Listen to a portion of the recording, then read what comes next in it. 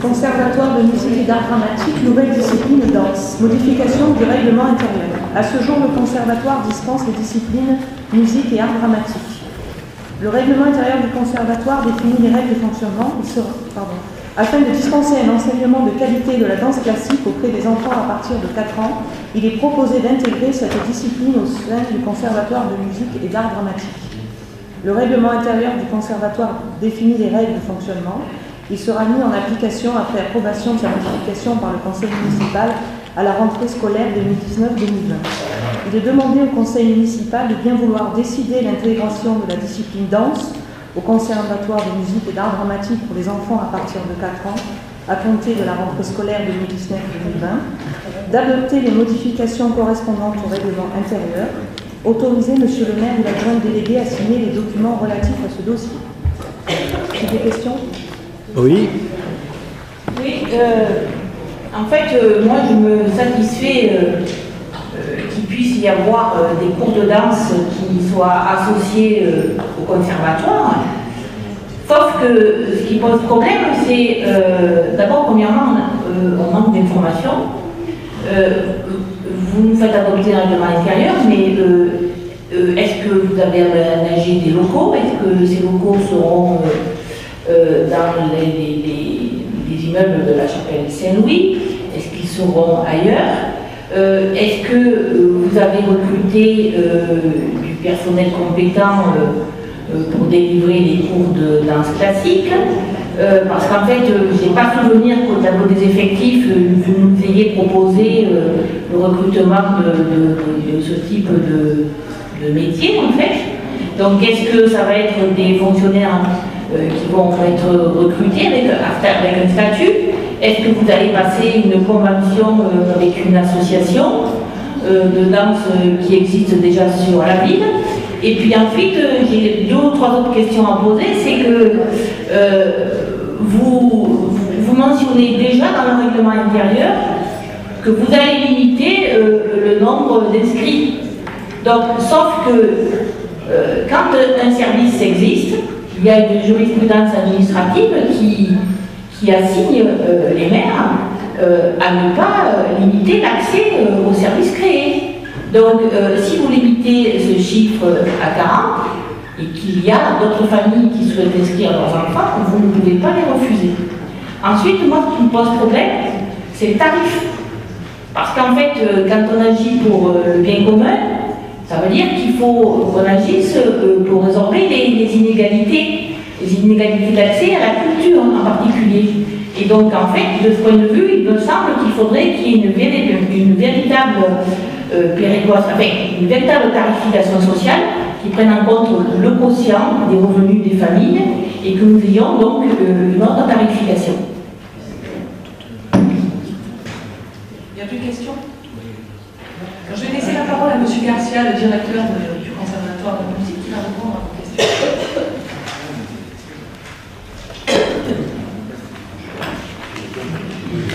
Oui, bonjour monsieur. Donc, pour répondre à votre question, bien évidemment, les locaux qui vont accueillir la danse classique, ça sera au conservatoire. Il y a déjà des marchés qui sont passés. Les travaux vont commencer début juin et finir fin juin. Donc, en ce qui concerne la mise aux normes et la faisabilité de l'enseignement de la danse au conservatoire, bien évidemment que le dossier est plus avancé puisqu'il est en train de se finaliser. Voilà, premier point. Deuxième point, sur le recrutement dans le cadre de l'enseignement artistique, comme tous services municipaux, les catégories B, qui représentent la majorité des agents du conservatoire, sont sur des recrutements suite à des parutions légales. C'est-à-dire que dans la lettre du musicien, qui est une parution légale, la lettre, le cadre territorial, ou sur le site de la mairie, vous avez déjà l'offre d'emploi. Donc les gens vont postuler, vous avez 2 mois de parution légale, et à ce moment-là, il y aura un jury de recrutement, et monsieur le maire choisira le candidat qui correspond le mieux. Et concernant la tarification, c'est donc un dossier suivant, mais pour répondre à votre question, il est évident que sur le territoire orangeois, vous avez des associations, et que la collectivité n'est pas là pour rentrer en concurrence avec ces associations, avec des tarifs qui seraient moindres. Nous avons fait le choix de maintenir une tarification égale. Il n'y a pas une tarification au nombre de joueurs. Non, non, non, c'est une tarification de base, fixe.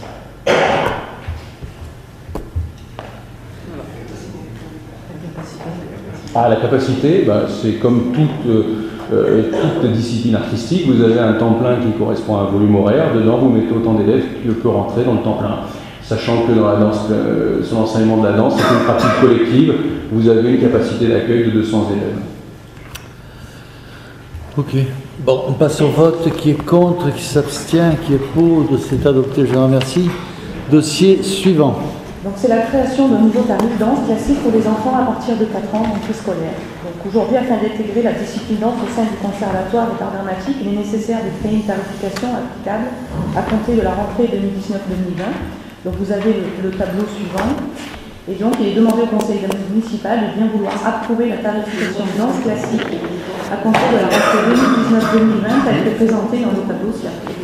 Autoriser monsieur le maire ou l'adjoint délégué à signer les conventions à venir, les avenants aux conventions existantes, afin de régulariser les conditions financières avec les communes extérieures ainsi que tout autre document relatif à ce dossier.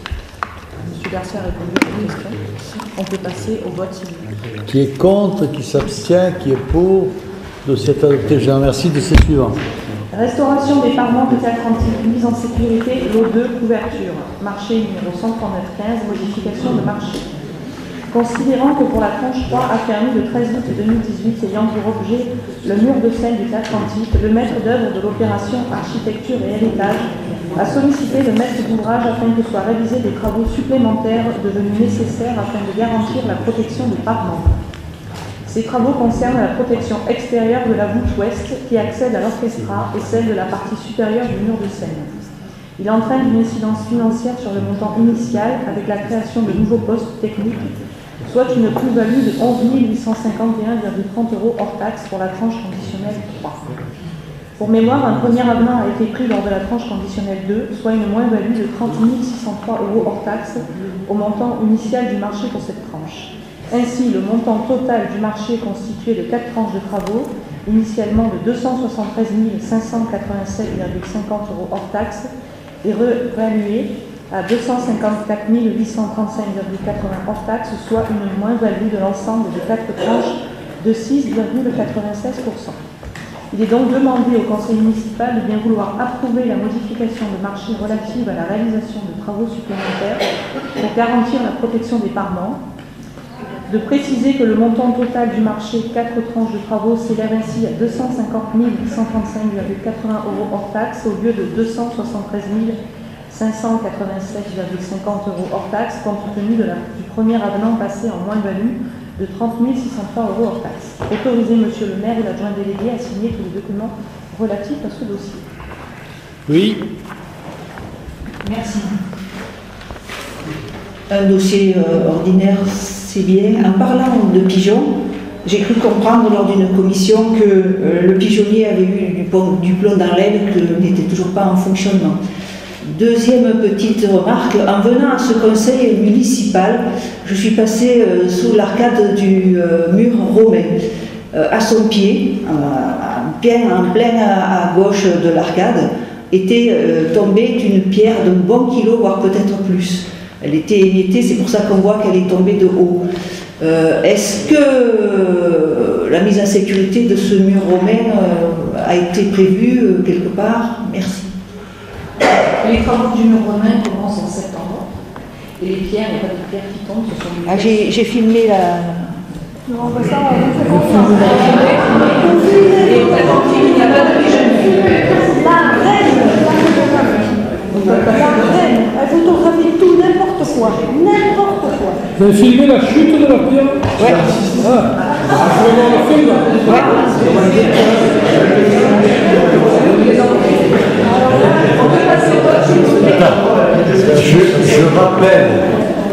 Je rappelle aux diverses oppositions que la ville, maître d'ouvrage en titre, est sous le strict contrôle du maître d'œuvre qui est l'État. Donc, si tombait une pierre quelque part sur quelqu'un, ce serait certes de la faute de la ville, mais surtout de la faute des services de l'État qui ont la maîtrise de l'ouvrage et l'entière responsabilité de tout ce qui se fait. Alors, il faut arrêter de vouloir diaboliser comme vous le faites, parce que c'est un petit peu insupportable. Alors, on passe au vote. Qui est contre? Qui s'abstient? Qui est pour? Le dossier est adopté, je vous en remercie. Dossier numéro 11, Jean-Pierre Pazero. Ok, allez.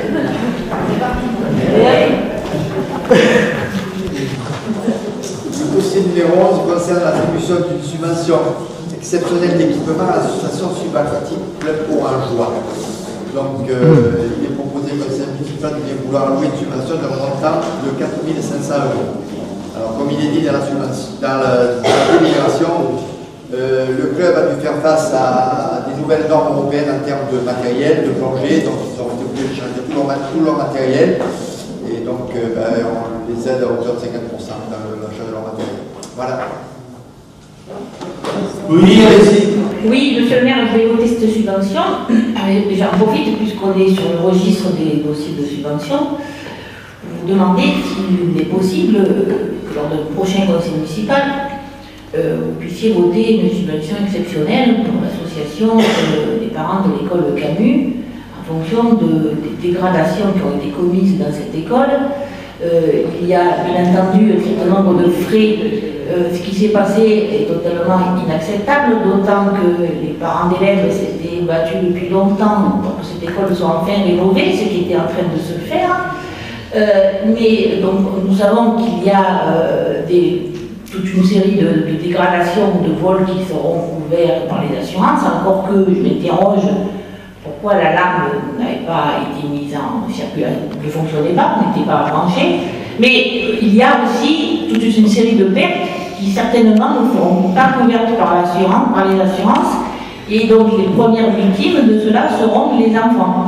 Et donc, en particulier pour les programmations de sorties et de festivités de fin d'année, et donc il serait bien que l'association puisse avoir un soutien exceptionnel.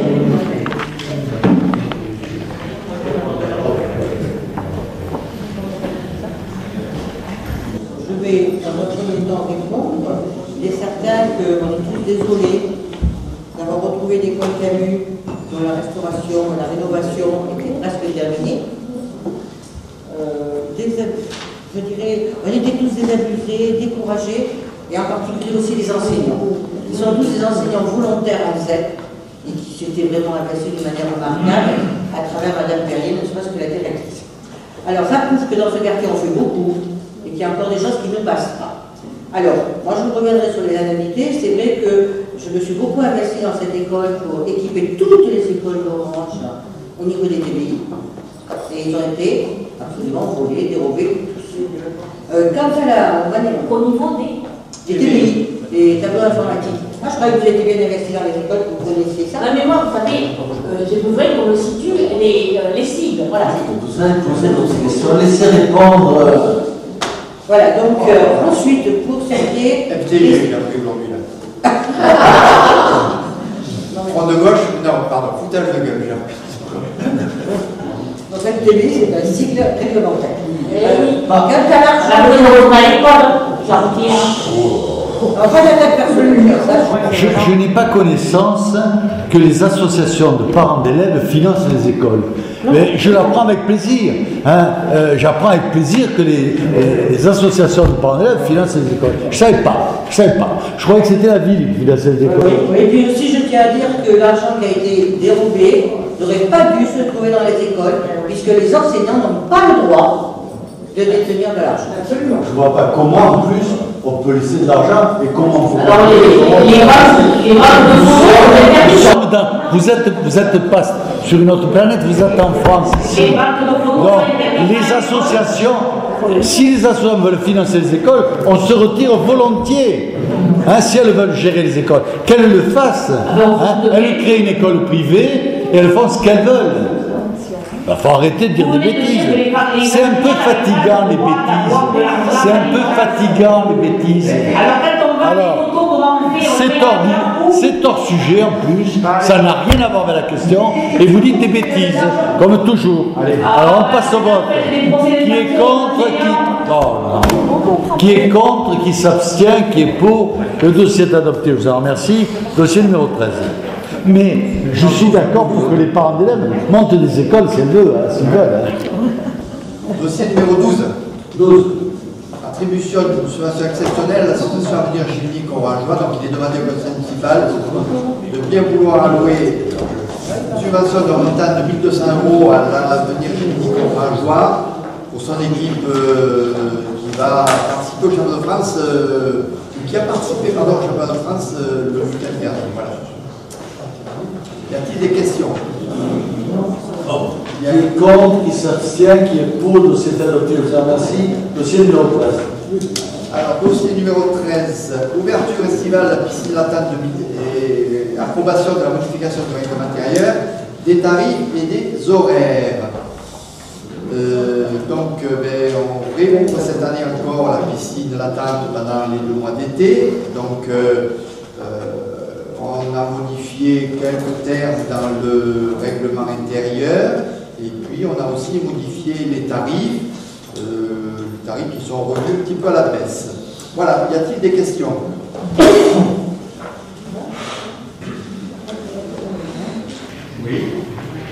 Oui.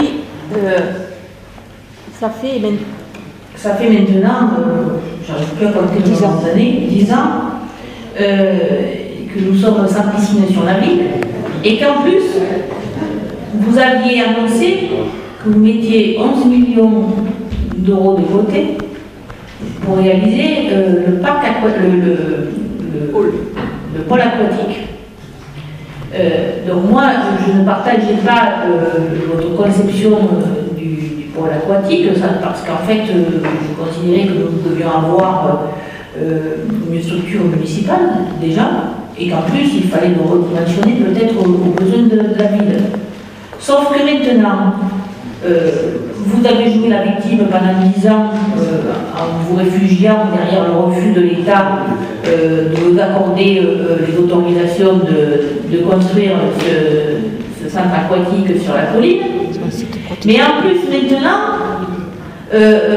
vous nous avez fait une opération bas de gamme à des prix exorbitants et qui tellement ne peut satisfaire les besoins des Orangeois, puisqu'en fait ils continuent à aller à la piscine de Châteauneuf-du-Pape et de Jonquière.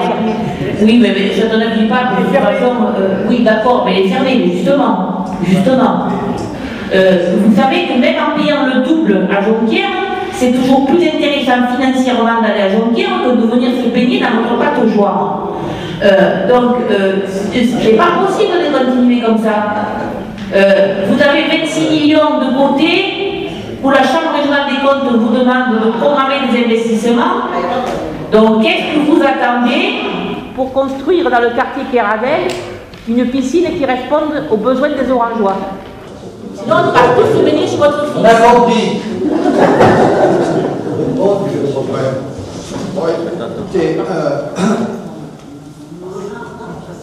C'est vrai que la ville d'Orange aurait besoin d'un complexe aquatique, mais pour en revenir au dossier qui vous est présenté aujourd'hui, c'est le dossier qui concerne l'ouverture de la piscine l'été. Alors, je reviendrai 3 ans en arrière lorsqu'on a fait la tente Orange Plage. On pensait que le besoin en termes d'accueil estival était important. Alors c'est vrai qu'on a présenté un projet qui a coûté ce qu'il a coûté, mais on s'est rendu compte que le besoin en termes d'accueil, eh bien, ça a permis de définir une jauge. Et c'est vrai qu'aujourd'hui, la jauge estivale d'accueil à la piscine est de 100 à 150 personnes. Voilà. Alors c'est vrai que l'an dernier, nous avons encore proposé aux Orangeois et aux Estivants des aménagements en dehors de la piscine. Et cette année, on ouvre la piscine avec des tarifs moindres. On réserve un créneau le matin pour les nageurs, parce que c'est vrai qu'il y a un besoin pour les nageurs. Et puis l'après-midi, nous avons aménagé, construit une pataugeoire pour les plus petits, et donc, écoutez, on va continuer à ouvrir la piscine pendant les 2 mois d'été. Voilà. J'ajoute que c'est pas 11 millions qu'on devait mettre sur l'espace aquatique, c'était 15. Hein, le devis était de 15 millions, auxquels devaient s'ajouter des aménagements routiers et d'évacuation des eaux qui nous auraient coûté bien plus. Bon. Donc, si ça ne s'est pas fait, c'est pas du fait de notre manque de volonté. Nous sommes battus pour ça longuement pendant plusieurs années et de temps en temps on en parle encore au préfet, mais c'est vrai qu'on n'y croit plus. Hein. Mais si ça ne s'est pas fait, c'est pas de notre fait, c'est du fait des services de l'État qui nous ont refusé ce qu'ils nous avaient dit qu'ils nous accorderaient. Donc voilà. Hein. Et par ailleurs, c'est vrai qu'aujourd'hui le problème se pose tout à fait différemment. Nous n'avons plus besoin d'un espace aquatique pour les Orangeois, nous avons besoin d'un espace aquatique touristique avec un complexe touristique autour. Donc ça, on y travaille aussi, ça va peut-être se faire. Ce ne sont pas des dossiers faciles, ce ne sont pas des dossiers qui vont vite, mais ce sont des dossiers sur lesquels on travaille. Et quand on n'a rien fait, on est mal placé pour critiquer. Bon, donc on passe au vote. Qui est contre ? Qui s'abstient? Qui est pour? Le dossier est adopté. Je vous remercie. Dossier numéro 14, Marcel. C'est l'indemnité représentative de logement due au principe sur l'IRL donc de base. Chaque année, le préfet fixe le montant de cette indemnité.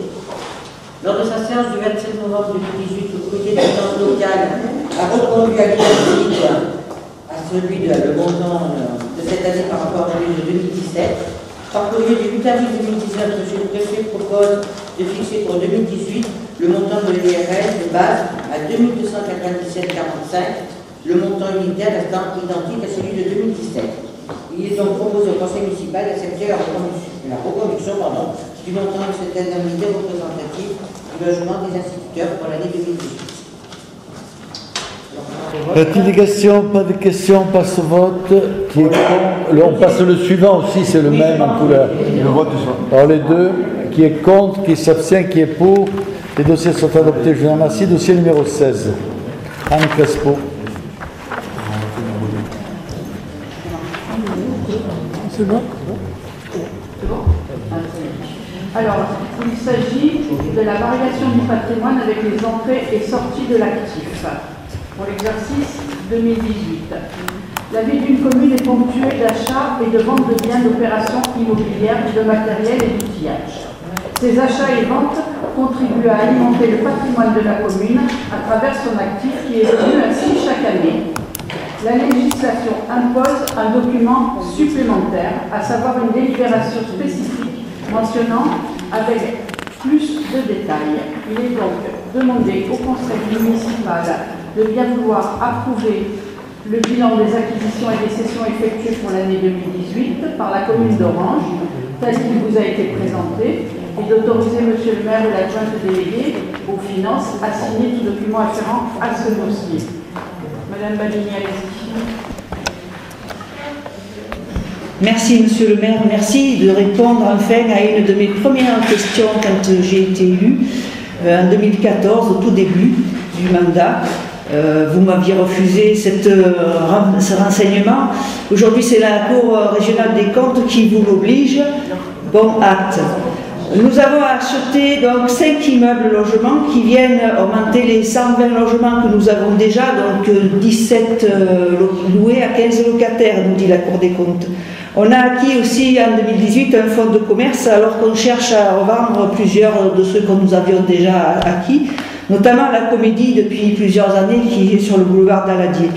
On a acquis donc en 2018 12 garages avenue de Fourchevieille, alors que très dévalorisés par des vandalisations, aujourd'hui ils sont invendables. Vous avez eu un candidat qui a renoncé finalement vis-à-vis du vandalisme des vidanges, des dégâts qu'il y a sur l'environnement, qui lui aurait coûté une fortune. Donc merci de nous faire augmenter ce patrimoine pléthorique dont on ne fait rien, et donc la Cour des comptes annonce qu'elle a un taux de vétusté dépassant tous les seuils admis. Nous avons un taux de vétusté qui dépasse le seuil de 30 années. Vous devriez changer de ville parce que je vois que vous ne vous y plaisez pas à Orange. Vous devriez aller ailleurs. Moi, madame, je suis née ici. bah, je sais pas où. J'y resterai.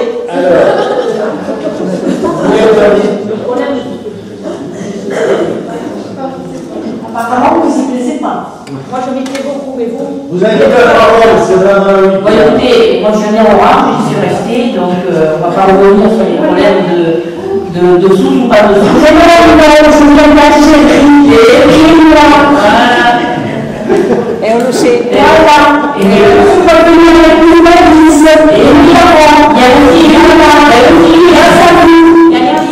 aussi C'est un peu raisonnable.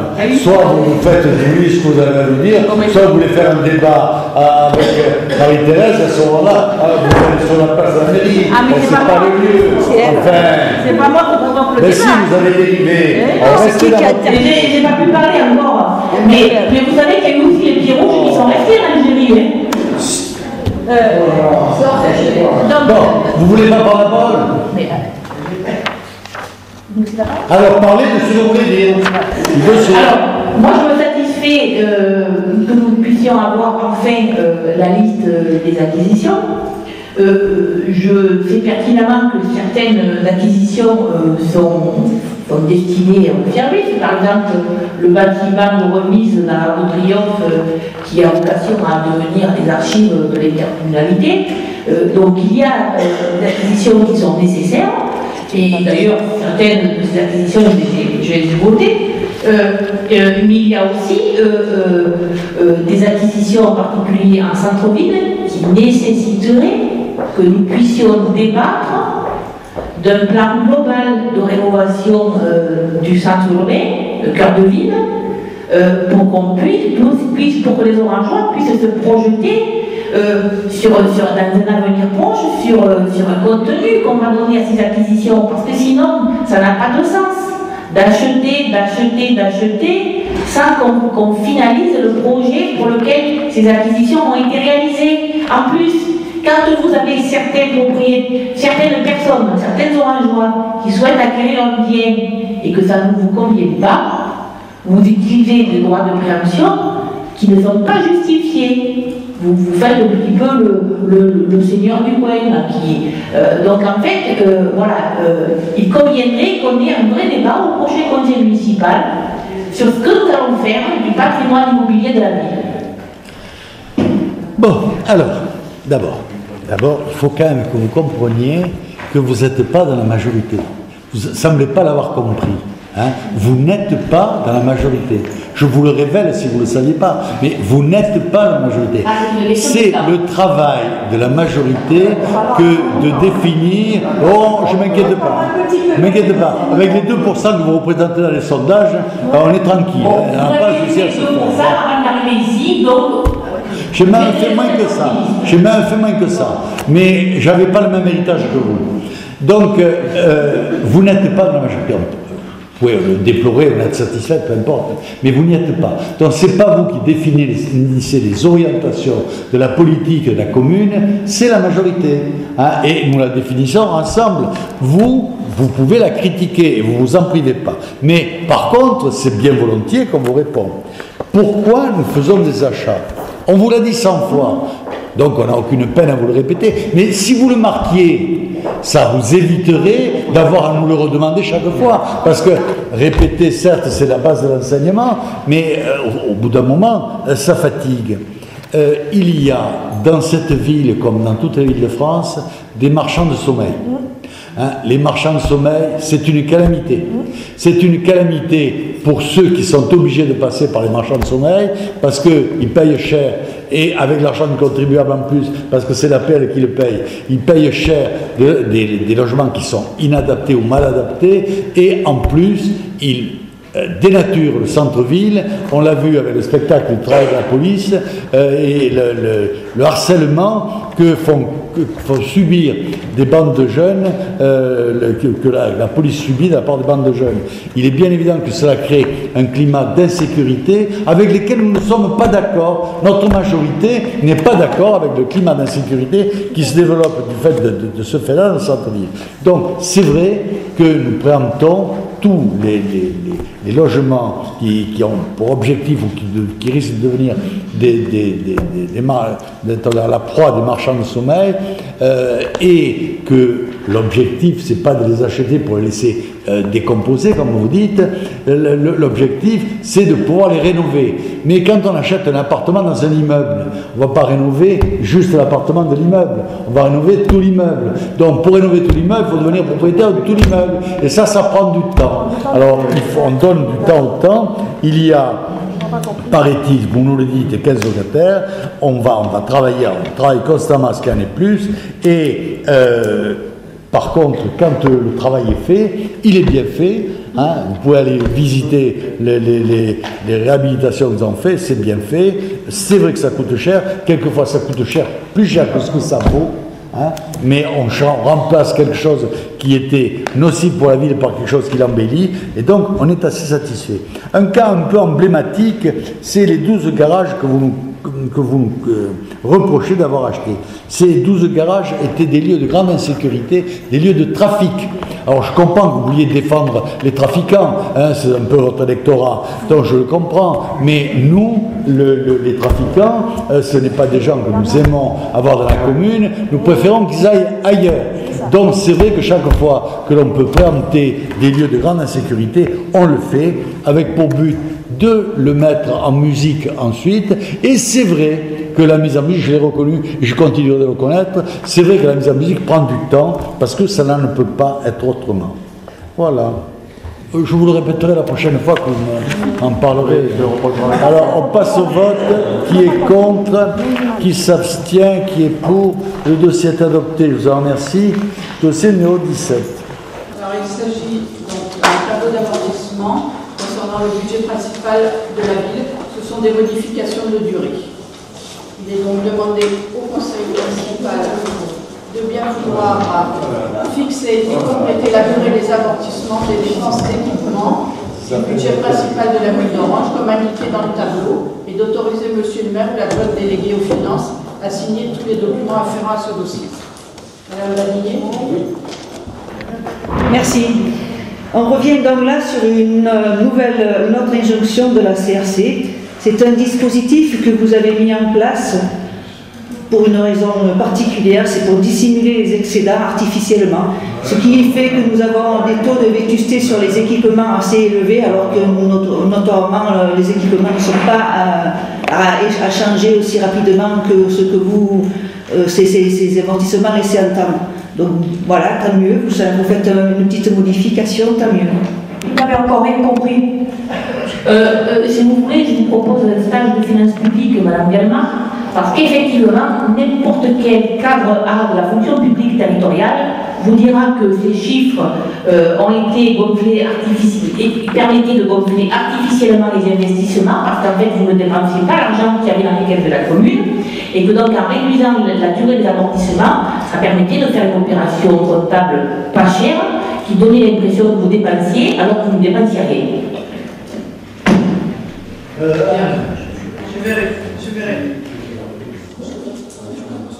Je vais d'abord répondre, ensuite je passerai la parole à monsieur Nix. Tout d'abord, nous étions dans une fourchette, certes une fourchette basse, mais étant donné qu'il y a dans les tableaux d'amortissement, ce sont des fourchettes, on avait tout à fait le droit d'être dans cette fourchette basse.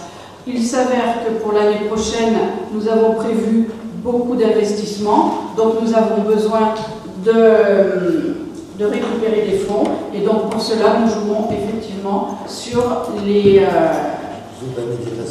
durées d'amortissement. Voilà. Mais il faut anticiper, une opération artificielle. La parole n'est plus. C'est une maladie.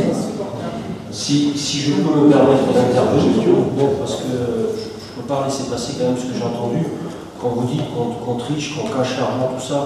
Vous savez, quand on fait des amortissements, quand on a une durée plus courte, il y a des sommes plus importantes qui partent en investissement. Mais si elles ne sont pas consommées, elles gonflent l'excédent d'investissement.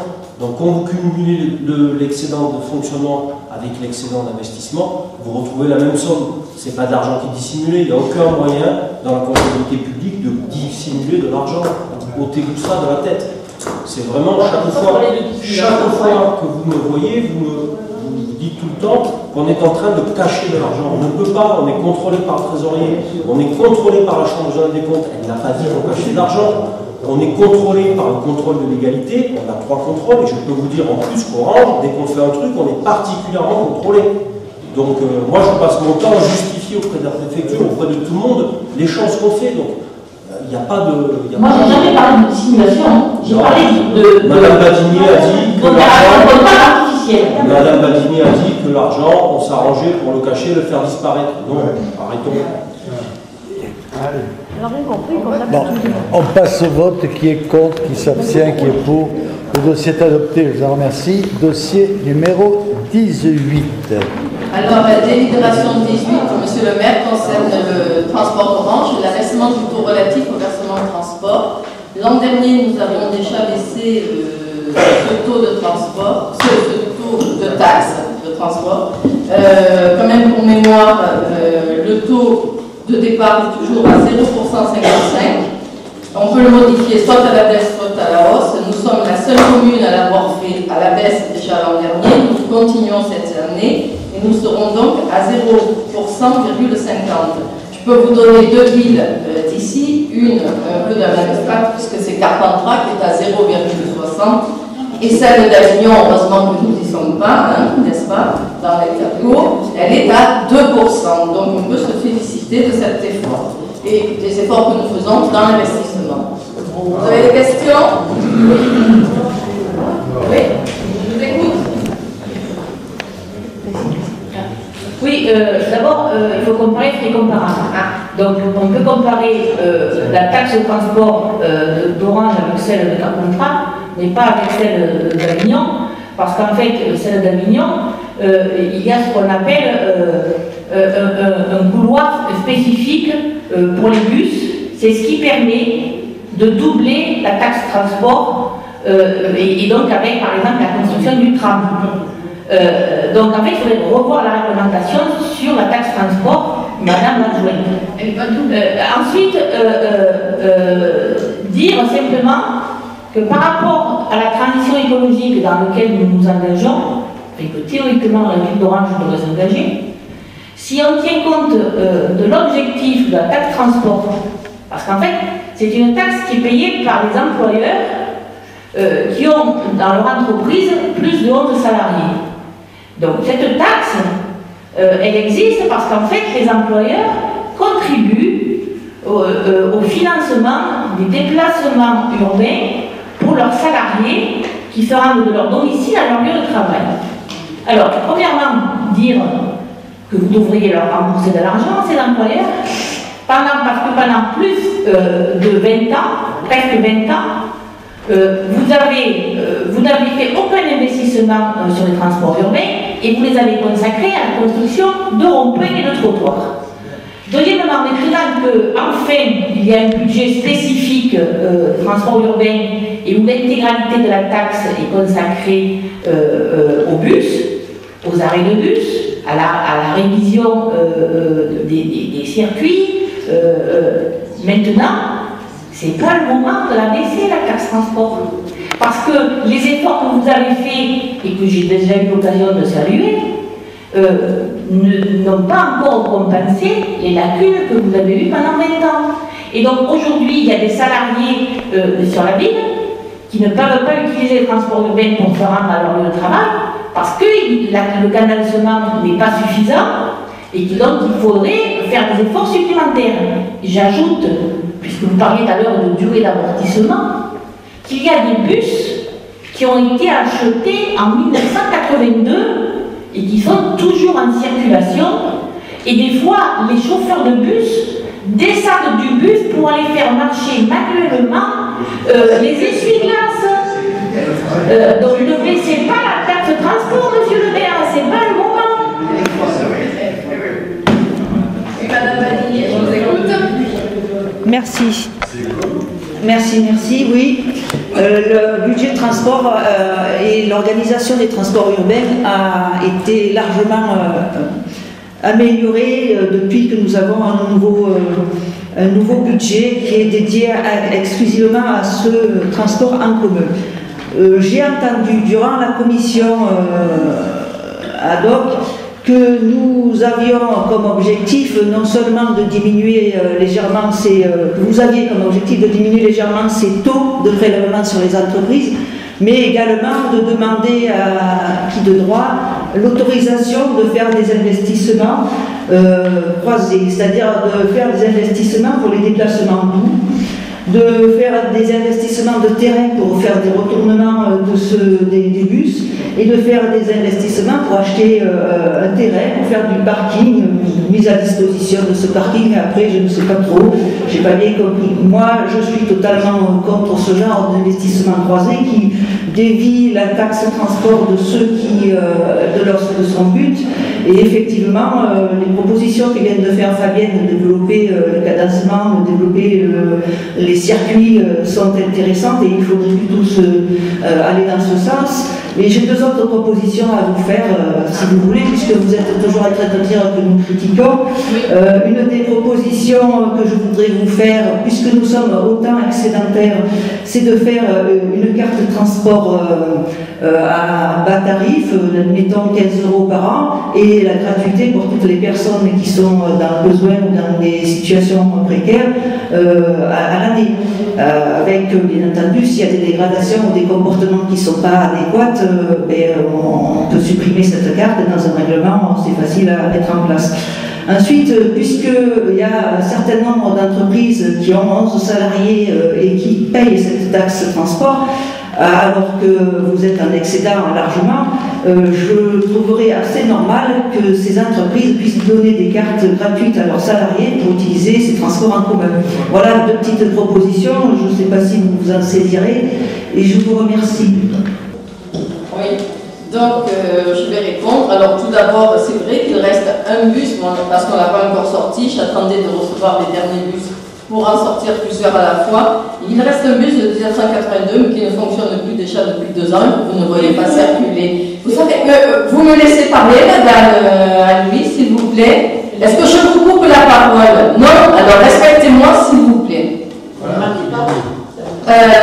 Ensuite, pour la taxe.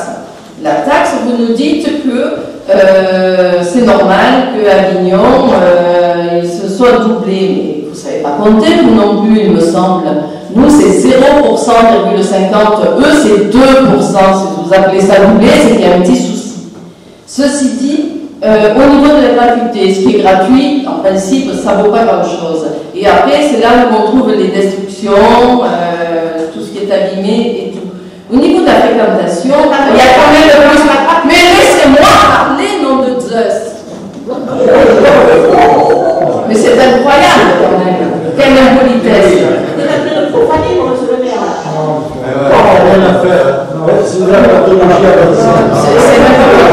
Mais vous savez, tout à fait. Vous savez, vous êtes toujours dans la critique à charge, dans la critique négative. Il existe une critique constructive de proposition, mais vous ne l'employez jamais. Je vais vous faire une confidence. Alors vraiment, je me réjouis de ne pas avoir la même architecture cérébrale que la vôtre. Je crois que nous pouvons passer. On passe au vote. Qui est contre?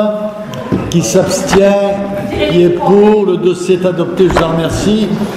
Bonne journée.